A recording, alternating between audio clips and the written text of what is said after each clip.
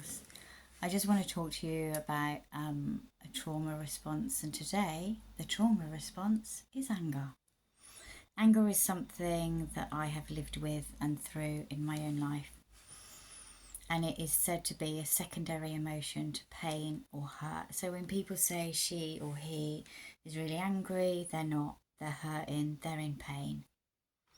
It's just being expressed differently. So, for example, an angry outburst can be a load of pain that is felt and the person's unable to put it into words or feelings. And that could be because the emotion's so huge and overwhelming for that person. It's worth noting that obviously we get triggered back to the pain as well, and this can cause an angry response if we're unable to or haven't dealt with that pain. I was never shown how to express my feelings, how to talk about them, or even how to feel or manage my emotions. And I'm sure in my generation, and even now for different reasons in each of our lives, I'm not alone. So this was the case for me some 3 or more decades ago. And from my past experiences in life, I had every right to feel hurt and angry. So I had trauma on top of trauma buried inside of me. And then life was showing me some more trauma that I had to fit in. And I suppose I just had enough, really. You know, the pain was just too much and I didn't know how to express it. And as I was growing up, I was told not to cry. And I'm sure other people have experienced the same. Don't cry, you know, you tell a child don't cry. Don't ever tell your child not to cry. Don't ever do it, please. Anyway, so that's what had happened. So I held things in and I didn't cry, to the point where I would wake up in the morning and my pillow would be wet from tears. I'd cried when my body needed to cry and I wasn't crying, so I wasn't actually releasing it, but my body needed to release it, so it did it on its own accord.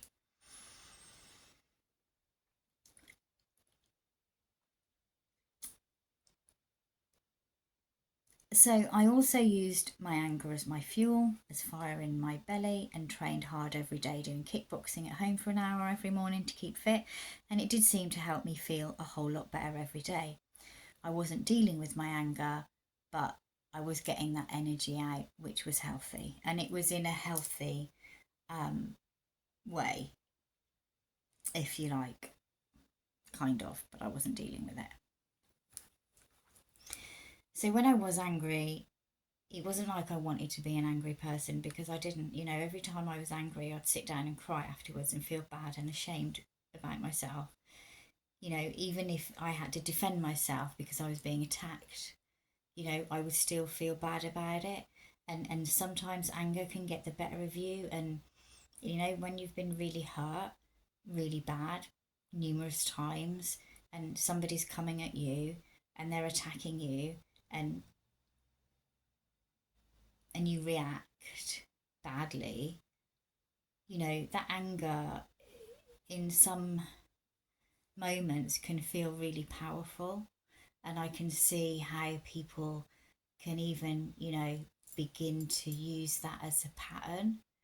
And that's what's really scary, because we are not born angry human beings. You know, we've just been hurt a lot. And that doesn't also mean that, you know, I condone it. And that doesn't mean that you should ever accept an angry person either, you know, because it's not acceptable.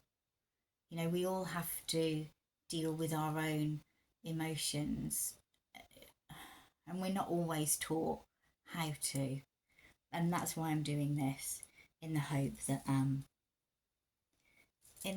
it'll just help one person at the end of the day.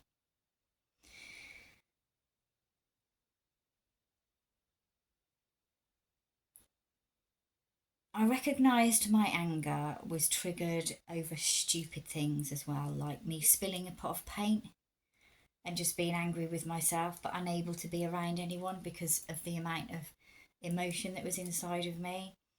And I had to deal with this, in a different way because I wasn't coping. It didn't feel good, right? So I had to be open to anything that was possibly going to help. And you have to try something once. You can't just say, no, that's not going to work for me. You've got to try it and give it a go because each person is different and everything's going to be different of what works for each person. So I began to deal with my emotions, and the first thing I did was I wrote down on a piece of paper and stuck it above my bedroom light switch, I feel, I think. And this is how I had to start my sentences. This meant I was coming from me, and no one could blame me for how I felt or thought. And I was also holding my own responsibility. There was no blame outwardly onto others. And it was more accepted when I did this, as I was now verbalizing how I felt in a healthy way. My emotions were being shared healthily, and this felt so much better inside of myself and for other people. And I know sometimes men can find this more difficult than women as well. And this is one of the reasons I want to share it, because I want to be able to hopefully give you some kind of way of moving through this part of your life if you find yourself in it, into a better place. So another thing I had to do was when I felt hurt or angry and I felt the emotions building up inside of me, which for me were pretty instant.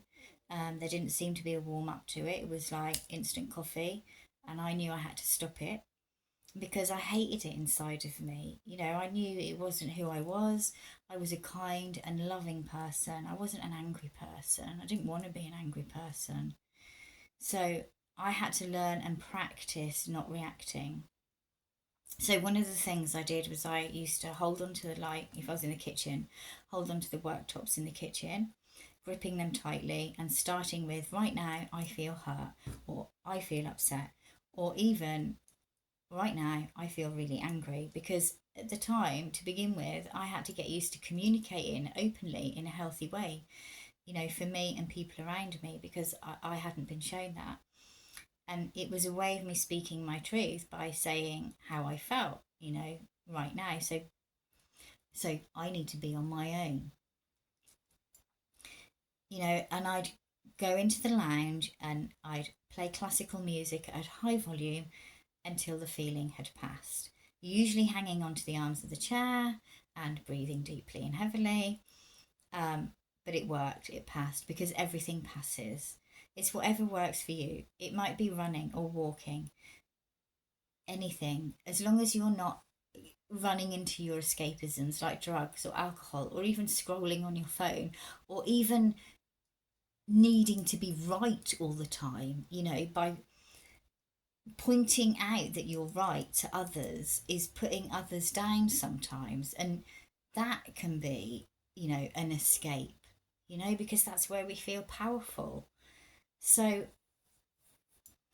just remember, it is going to pass, and with time it's going to improve as long as you start actioning something different. So from then on in my life, I wasn't free from trauma for the rest of my life, obviously, as people aren't. And some years later, there again, I was in trauma, feeling really hurt, in a place of, I don't know, overwhelm. Okay, by then I'd read a few books, luckily, and I remember holding onto the bathroom sink this time, with pain running through my veins, and I was just repeating again and again, in the now, in the now, in the now, in the now, in the now.